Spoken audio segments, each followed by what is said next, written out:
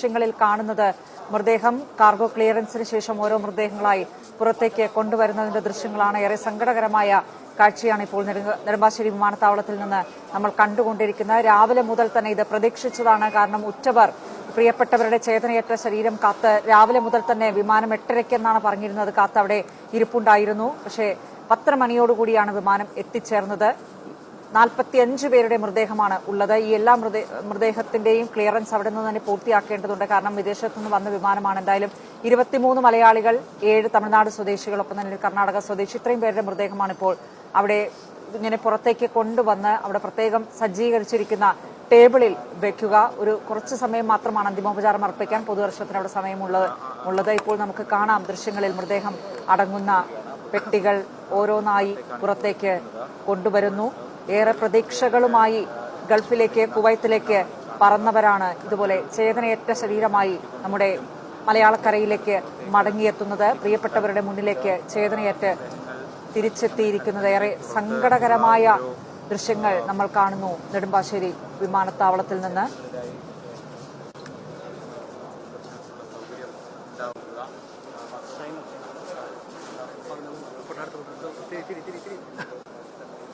മിനിഞ്ഞാന്ന് പുലർച്ചെയാണ് ഈ കുവൈത്തിനിൽ ഇത്തരത്തിലൊരു ദുരന്തം ഉണ്ടാകുന്നത്. അത് പുറത്തേക്ക് ആ ദുരന്തത്തിന്റെ വ്യാപ്തി എത്രത്തോളം ഉണ്ട് എന്നുള്ളത് ഒരു പക്ഷെ അല്പം വൈകിയാണ് ഇങ്ങോട്ടേക്കൊക്കെ അറിഞ്ഞത്. ഈ പ്രിയപ്പെട്ടവർ അപകടത്തിൽപ്പെട്ടു. ഒരു പക്ഷേ ആ അപകടം ഉണ്ടാകുന്നതിന് 1 മണിക്കൂറോ അരമണിക്കൂറോ മുൻപ് വരെ പ്രിയപ്പെട്ടവരുമായി ടെലിഫോണിൽ സംസാരിച്ചോ ചാറ്റ് ചെയ്തോ ഒക്കെ ഉറങ്ങാൻ കിടന്നവരാണ്. ഈ അപ്രതീക്ഷിതമായി ഉണ്ടായ തീപിടുത്തത്തിൽ തീയിലകപ്പെട്ടും ഒപ്പം തന്നെ ഈ വിഷപ്പുക ശ്വസിച്ചുമൊക്കെ മരണത്തിന് കീഴടങ്ങിയത്. വളരെ കുറച്ചു പേർക്ക് മാത്രമാണ് അവിടെ നിന്ന് രക്ഷപ്പെടാൻ കഴിഞ്ഞത്.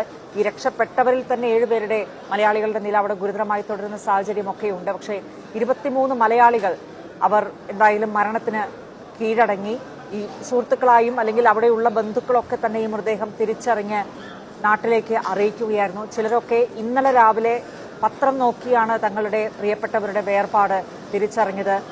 അപ്പോൾ മുതൽ ഓരോ കുടുംബങ്ങളിലും ആ തരത്തിൽ ദുഃഖം തളം കെട്ടി നിൽക്കുകയാണ്. കാരണം ഓരോ കുടുംബങ്ങളുടെ പ്രതീക്ഷയായി പോയവരാണ്. അതിൽ ഏറ്റവും സങ്കടകരമാവുന്ന, എല്ലാ മരണവും വേദനയാണ്, പക്ഷെ ഏറ്റവും സങ്കടകരമാവുന്നത് ഈ കോട്ടയത്ത് എത്തിത്താനം സ്വദേശി ശ്രീഹരി പ്രദീപ് എന്ന 27-കാരനായ മെക്കാനിക്കൽ എഞ്ചിനീയറിംഗ് ബിരുദധാരിയുടെയും ഒപ്പം തന്നെ ഈ തൃശൂർ ചാവക്കാട് സ്വദേശി ബിനോയ് തോമസിന്റെയുമാണ്. കാരണം കഴിഞ്ഞ 5-ാം തീയതി മാത്രമാണ് അവർ കുവൈത്തിലെത്തിയത്. ഒരാഴ്ചക്കുള്ളിൽ ചേതനയേറ്റ് തിരിച്ചെത്തുകയാണ്.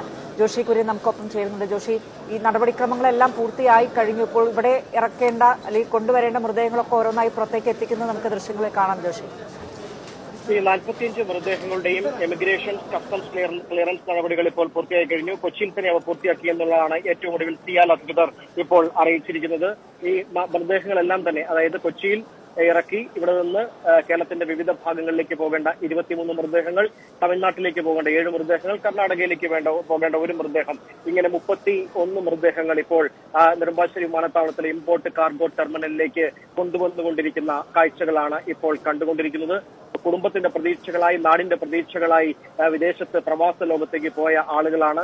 ഒരു രാത്രി ഉണ്ടായ ഒരു ദുരന്തത്തിൽപ്പെട്ട് തങ്ങളുടെ ജീവൻ നഷ്ടപ്പെട്ട് ചേതനയേറ്റ് ഇപ്പോൾ ഇവിടേക്ക് എത്തിക്കൊണ്ടിരിക്കുന്ന കാഴ്ചകളാണ് കാണുന്നത്. ഇന്നലെ തുടങ്ങിയ നടപടിക്രമങ്ങളാണ് കേന്ദ്ര സർക്കാർ, കേന്ദ്ര വിദേശകാര്യ സഹമന്ത്രി അടക്കമുള്ളവർ അവിടെ പോയി നടപടികൾ പൂർത്തിയാക്കി വേഗം നാട്ടിലേക്ക് എത്തിക്കുകയായിരുന്നു. നേരത്തെ കേന്ദ്ര വിദേശകാര്യ സഹമന്ത്രി തന്നെ പറഞ്ഞതുപോലെ തന്നെ ഒരാഴ്ചയെടുക്കുന്ന നടപടിക്രമങ്ങളാണ് ഇന്ത്യ അതിവേഗത്തിൽ ഇടപെട്ട് 8 ദിവസം കൊണ്ട് പൂർത്തിയാക്കി ഇപ്പോൾ ഇവിടേക്ക് കൊണ്ടുവന്നുകൊണ്ടിരിക്കുന്നത്.